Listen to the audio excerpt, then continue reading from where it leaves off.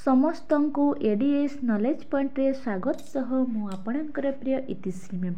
ଦେଖନ୍ତୁ ଓଡ଼ିଶା ହୋମଗାର୍ଡ଼ 2025 ମସିହାର math reasoning GK question answer analysis କରିବା।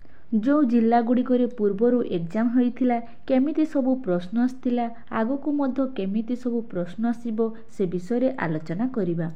ଡରିବାର କିଛି ନାହିଁ, ଭୟ କରିବାର କିଛି ନାହିଁ। ଆଲୋଚନା କରିବା ପୂର୍ବରୁ ଯେଉଁମାନେ ଚ୍ୟାନେଲଟିକୁ ନୂଆ କରି ଆସିଛନ୍ତି ସେମାନେ ସବସ୍କ୍ରାଇବ୍ କରିବା ସହିତ ବେଲ୍ ଆଇକନ୍ର ଅଲ୍ ନୋଟିଫିକେସନ୍ ଅନ୍ କରିଦିଅନ୍ତୁ, କାହିଁକିନା ଭିଡ଼ିଓ ଛାଡ଼ୁ ଛାଡ଼ୁ ସିଧାସଳଖ ଆପଣଙ୍କର ମୋବାଇଲକୁ ଚାଲିଯିବ। ଚାଲନ୍ତୁ ବିଳମ୍ବ ନ କରି ଆରମ୍ଭ କରିବା। କ୍ୱେଶ୍ଚନ୍ ନମ୍ବର 1କୁ ଦେଖନ୍ତୁ କେମିତି ସବୁ ପ୍ରଶ୍ନ ଆସିଥିଲା। ସମ୍ବିଧାନର ଜନକ କିଏ ବୋଲି ପଚାରିଥିଲା।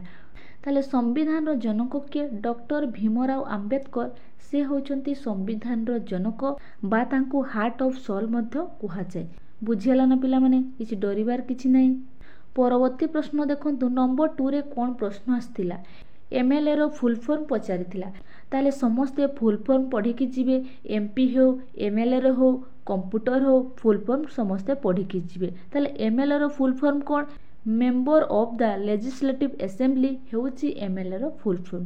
ବୁଝିଗଲା ନା ପିଲାମାନେ? ଏମିତି ସବୁ ପ୍ରଶ୍ନ ଆସିଥିଲା, ଆଗକୁ ମଧ୍ୟ ଏମିତି ଆସିପାରେ। କ୍ୱେଶ୍ଚନ୍ ନମ୍ବର 3କୁ ଦେଖନ୍ତୁ କ'ଣ ପ୍ରଶ୍ନ ପଚାରିଥିଲା ନା ଉଦୟଗିରି କେଉଁ ଜିଲ୍ଲାରେ ଅବସ୍ଥିତ? ପିଲାମାନେ ଉଦୟଗିରି କେଉଁ ଜିଲ୍ଲାରେ ଅବସ୍ଥିତ ବୋଲି ପଚାରିଛି। ସମସ୍ତେ ଜାଣିଛନ୍ତି ଉଦୟଗିରି ଖଣ୍ଡଗିରି ଭୁବନେଶ୍ୱରରେ ଅବସ୍ଥିତ, କିନ୍ତୁ କେଉଁ ଜିଲ୍ଲାରେ ପିଲାମାନେ ପଚାରିଛି। କେଉଁ ଜିଲ୍ଲାରେ ହେଲେ କ'ଣ ହେଇଯିବ ରେ? ଖୋର୍ଦ୍ଧା ଡିଷ୍ଟ୍ରିକ୍ଟ ବା ଖୋର୍ଦ୍ଧା ଜିଲ୍ଲା ହେଇଯିବ। ଉଦୟଗିରି ଖଣ୍ଡଗିରି ଖୋର୍ଦ୍ଧା ଜିଲ୍ଲାରେ ଅବସ୍ଥିତ। ବୁଝିଗଲା ନା ପିଲାମାନେ? କ୍ୱେଶ୍ଚନ୍ ନମ୍ବର 4କୁ ଦେଖନ୍ତୁ କ'ଣ ପ୍ରଶ୍ନ ଆସିଥିଲା। ଭାରତ ଛାଡ଼ ଆନ୍ଦୋଳନ କିଏ ନେତୃତ୍ୱ ନେଇଥିଲେ ପଚାରିଥିଲା। ଭାରତ ଛାଡ଼ ଆନ୍ଦୋଳନର କିଏ ନେତୃତ୍ୱ ନେଇଥିଲେ ବୋଲିକି କ୍ୱେଶ୍ଚନରେ ପଚାରିଥିଲା। ତାହେଲେ କିଏ ନେଇଥିଲେ ରେ? ନା ମହାତ୍ମା ଗାନ୍ଧୀ ଭାରତ ଛାଡ଼ ଆନ୍ଦୋଳନର ନେତୃତ୍ୱ ନେଇଥିଲେ। ତାଙ୍କର ସ୍ପିଚ୍ ଗୋଟେ ଥିଲା କ'ଣ? ଡୁ ଅର୍ ଡାଏ।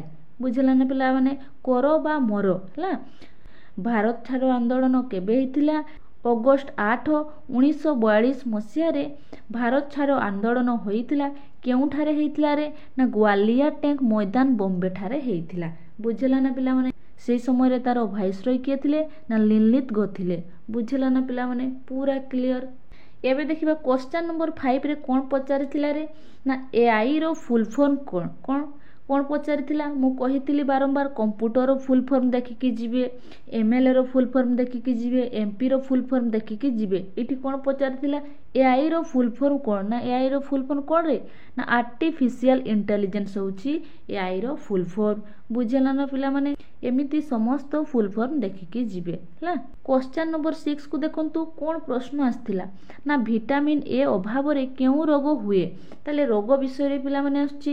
ସେମିତି ଭିଟାମିନ୍ B ବିଷୟରେ ଦେଖିକି ଯିବେ, ଭିଟାମିନ୍ C ବିଷୟରେ ଦେଖିକି ଯିବେ। ନା ଭିଟାମିନ୍ A ଅଭାବରେ ଅନ୍ଧାର କଣା ରୋଗ ହୁଏ। ସେମିତି ଭିଟାମିନ୍ C ଅଭାବରେ କେଉଁ ରୋଗ ହୁଏ? ନା ସ୍କର୍ଭି ରୋଗ ହୁଏ। ଏମିତି ସମସ୍ତ ଭିଟାମିନ୍ ବିଷୟରେ ଦେଖିକି ଯିବେ। ବୁଝିହେଲା ନା?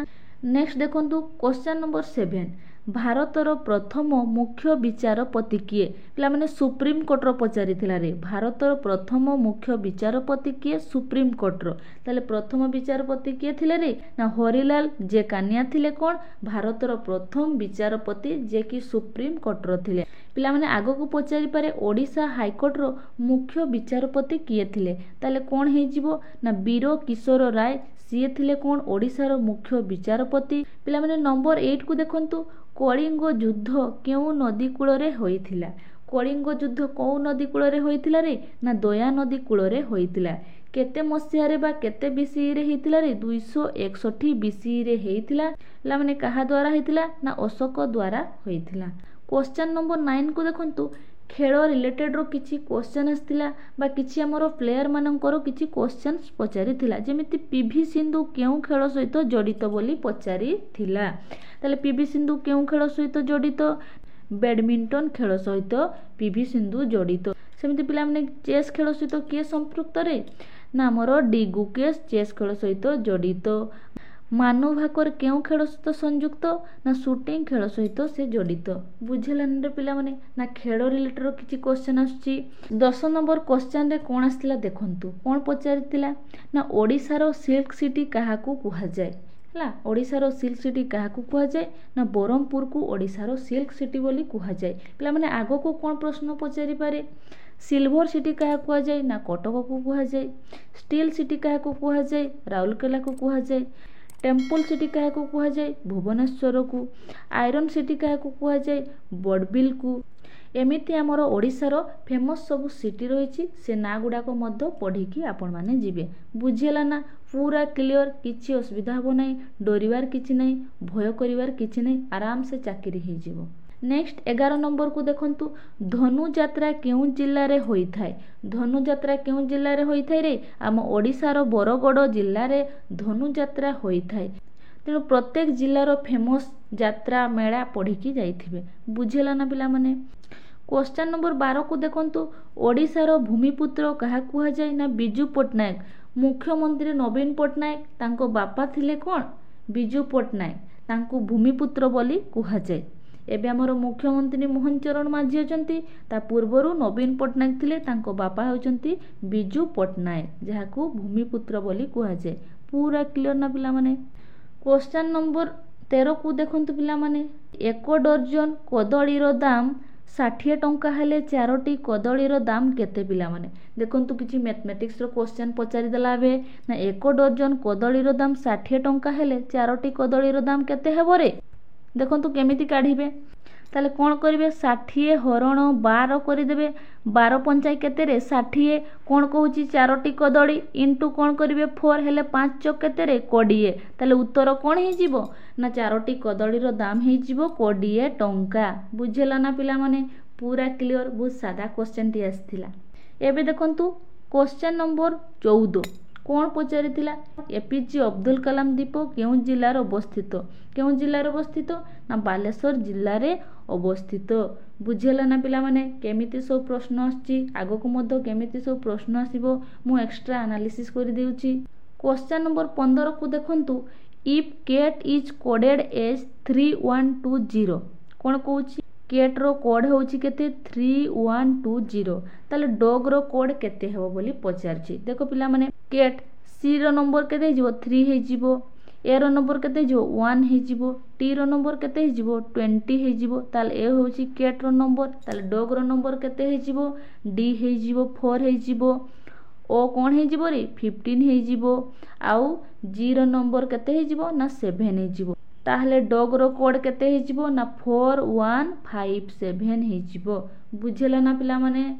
एबे क्वेश्चन नंबर 16 को देखंतु, गोटे जिनिसर ओजन कहूछि 1.27 केजी हेले 6टी जिनिसर ओजन केते हेबो? पिला माने कोन बहुत सादा क्वेश्चन टी आछि ना कोन कहूछि? गोटे जिनिसर ओजन 1.27 केजी हेले 6टी जिनिसर ओजन केते हे जिवो? हेले कोन हे जिवो रे?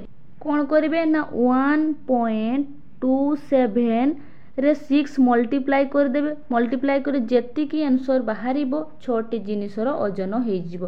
ताले गुणन कले केते हेबो रे? 7.62 एतिकी उत्तर हे जिवो। 6टी जिनिसर ओजन केते हेबो ना 7.62। बुझिला ना पिला माने? पूरा क्लियर, बहुत सादा क्वेश्चन टी आस्थिला। क्वेश्चन नंबर 17 को देखंतु कोन आस्थिला? 150 रो 20% केते पचारिथिला? ताले परसेंटेज रो भी छुआ माने किछि क्वेश्चन पचारुछि, आगो को मध्य पचारि पारे। ताले परसेंटेज रो भी देखिकी जाइथिबे। कोन कहूछि? 150 रो 20% केते हे जिवो रे? ना 10% हे जिवो 15। ताले 20% कोन हे जिवो? 2 हे जिवो। ताले 15 गुणन कर देले केते हे जिवो रे? 30 हे जिवो। ताले कोन हे जिवो? 150 रो 20% हे जिवो केते? 30 हे जिवो। बुझिला ना पिला माने? क्वेश्चन नंबर 18 को देखंतु पिला माने, रीजनिंग रे गोटे नंबर सीरीज रो क्वेश्चन पचारिथिला। कोन थिला? 1, 8, 27, 64, डैश 216। तार उत्तर कोन हे जिवो रे? देखो 1 रो क्यू केते हे जिवो? 1 हे जिवो। 2 रो क्यू केते हे जिवो? ना 8 हे जिवो। सेई भुडा 3 रो क्यू केते हे जिवो रे? ना 27 हे जिवो। 4 रो क्यूब केते हे जिवो रे? ना 64 हे जिवो।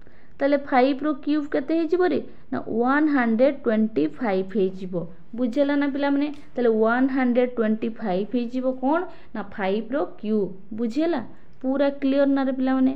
नेक्स्ट देखंतु क्वेश्चन नंबर 19, एचसीएफ रो एलसीएम रो क्वेश्चन मध्य पचारुछि आगको मध्य पचारि पारे तेणु एचसीएफ एलसीएम मध्य देखिकी जिबे ना कोन पचारथिला देखंतु एचसीएफ ऑफ 26 39 52 रो एचसीएफ केते हे जिवो रे ना 13 हे जिवो 13 हेबो ना रे हेबो नै ना 13 हे जिवो कोन 26 39 52 रो एचसीएफ बुझेला ना गोसागु जाहाकू कुहा जाय।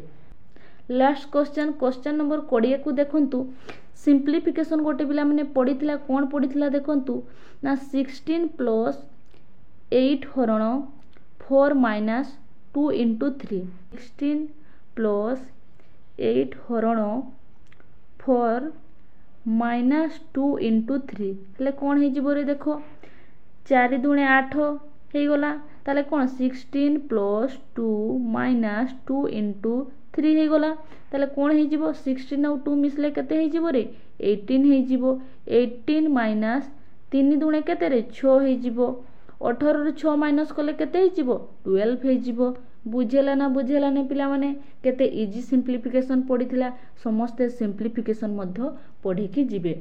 एमिति नॉलेजेबल वीडियो देखिया पई हेले चैनल को सब्सक्राइब करंतु वीडियो को लाइक करंतु आपनकर मतामत देवा को भूलंतु नाही।